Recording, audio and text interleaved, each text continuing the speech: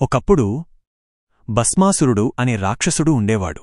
అతను తీవ్రమైన తపస్సు చేసి శివుడిని ప్రసన్నం చేసుకున్నాడు.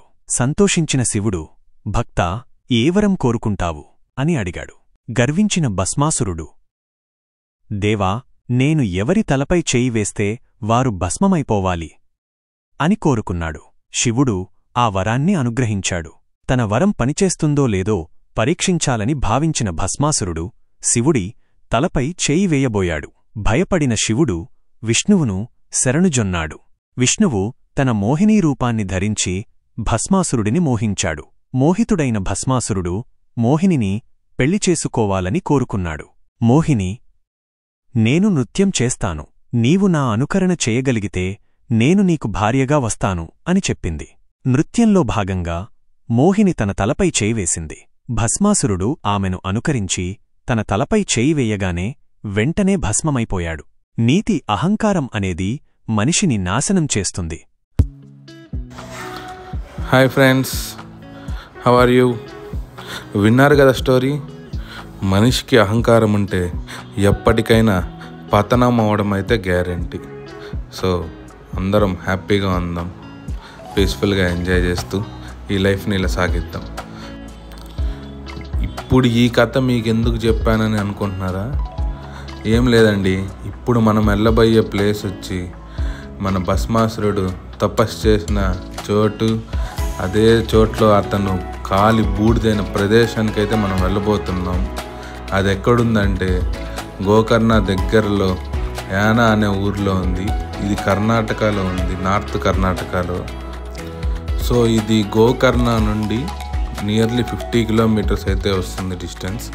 మనం బైక్స్లో కూడా రావచ్చు.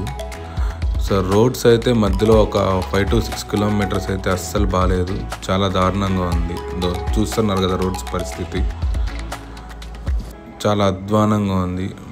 మరీ అంటే మొత్తం అలా లేదండి, ఒక 6 to 7 కిలోమీటర్స్ అయితే మోస్ట్లీ అలా ఉంటుంది. మిగతా రోడ్ అంతా చాలా బాగుంటుంది, మనం హ్యాపీగా బైక్లో కూడా వచ్చేయచ్చు. సో మనం తెలుగు స్టేట్స్ నుంచి అయితే డైరెక్ట్ బెంగళూరుకి వచ్చి బెంగళూరు నుంచి గోకర్ణ నుంచి బస్సెస్ ఉంటాయి, లేకపోతే కార్లోనే రావచ్చు, లేకపోతే బైక్స్ రెంట్స్కి దొరుకుతాయి మన గోకర్ణలు. స్కూటీస్ రెంట్కి తీసుకొని రావచ్చు. లేకపోతే హైదరాబాద్ నుంచి అలా రావాలనుకుంటే హుబ్లీ మెయిన్ స్టేషన్ అండి, జంక్షన్, అక్కడికి వచ్చి అక్కడ నుంచి గోకర్ణకు రావచ్చు. గోకర్ణ నుంచి 48 to 50 కిలోమీటర్స్ వస్తుంది. రోడ్స్ అయితే మధ్యలో జంగిల్ స్టార్ట్ అవుతుంది, చాలా బాగుంటాయండి. చూస్తున్నారు కదా ఎంత పీస్ఫుల్గా ఉన్నాయో రోడ్స్. అసలు చాలా మంచి బ్యూటీ అండి ఈ రోడ్లు అయితే, చాలా బాగున్నాయి అసలు ఈ రోడ్లు. చూడండి ఒకసారి ఎంత బాగున్నాయి.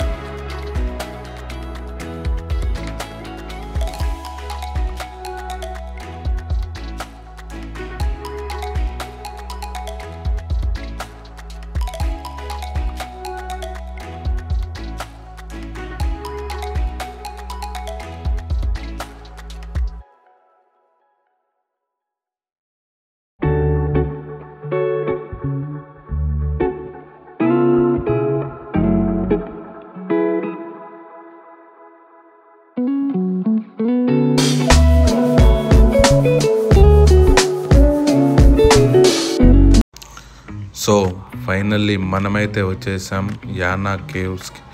యానా కేవ్స్కి దగ్గరలో ఒక 9 కిలోమీటర్స్ డిస్టెన్స్లోనే విభూతి ఫాల్స్ కూడా ఉంటుందండి. అది కూడా చాలా సూపర్గా ఉంటుంది. వీలైతే 2 కవర్ చేసేవచ్చు ఒకే రోజులో. సో పార్కింగ్ నుంచి అయితే కేవ్స్ దగ్గరికి వెళ్ళడానికి మోస్ట్లీ 1.5 to 2 కిలోమీటర్స్ అయితే వాక్ చేసుకుంటూ వెళ్ళాలి. ఇలాంటి రోడ్లో చాలా బెస్ట్ ఎక్స్పీరియన్స్, రియల్లీ చాలా బాగుంటుంది, చాలా పీస్ఫుల్గా ఉంటుంది లొకేషన్. ఇక్కడ షాప్స్ అయితే అసలు ఏమి ఉండవండి. మీరు ఏమన్నా కావాలంటే ముందు సిటీ నుంచి తెచ్చుకోవాలి, ఏమన్నా వాటర్ బాటిల్స్ అలాంటివన్నీ. సో చూస్తున్నారుగా, ఇదే యానా కేవ్స్. ఇక్కడే భస్మాసురుడు తపస్సు చేసి బూడిద అయిపోయిన ప్రదేశం అండి ఇది. చాలా బాగుంటుంది. ఆ పైన నల్లగా ఉంది చూసారా, అతను కాలి బూడిదైన ప్రదేశం కాబట్టి అదంతా నల్లగా ఉంది మొత్తం. అది కనిపిస్తుంది కదా, అది మోహిని కొండ అండి. చాలా బాగుంటుంది. ఇదే మోహిని కొండ ఇది. చూసారు కదా మొత్తం బ్లాక్గా. మేము వెళ్ళడం చాలా ఈవినింగ్ లేట్ అవ్వడం వలన అక్కడికి అలో లేకుండా ఉన్నింది. సో అందుకే మనం అక్కడ దగ్గరికి వెళ్ళి వీడియో తీయలేకపోయాం, క్లోజ్ ఉన్నింది మేము వెళ్ళిన టైంకి అయితే. సో ఇక్కడైతే తేనె పుట్టలు అయితే చాలా ఉన్నాయి, 1, 2 కాదు, దాదాపు 100లో ఉన్నాయి. రియల్లీ సో స్వీట్ అంటారు అందుకే దీన్ని. కేవ్స్ అయితే చాలా భయంకరంగా ఉంటాయండి. నాకైతే మంజుమల్ బాయ్స్ మూవీ గుర్తొచ్చింది. చాలా జాగ్రత్తగా ఉండాలి అందుకే ఇలాంటి కేవ్స్ దగ్గరికి వచ్చినప్పుడు. అందుకే సైలెంట్గా ఉన్నా, ఎక్స్ట్రా ఏం చేయకుండా. చూసారు కదండి యానా కేవ్స్. సో మరో మంచి వీడియోతో మళ్ళీ కలుద్దాం. Thank you friends, thank you moms.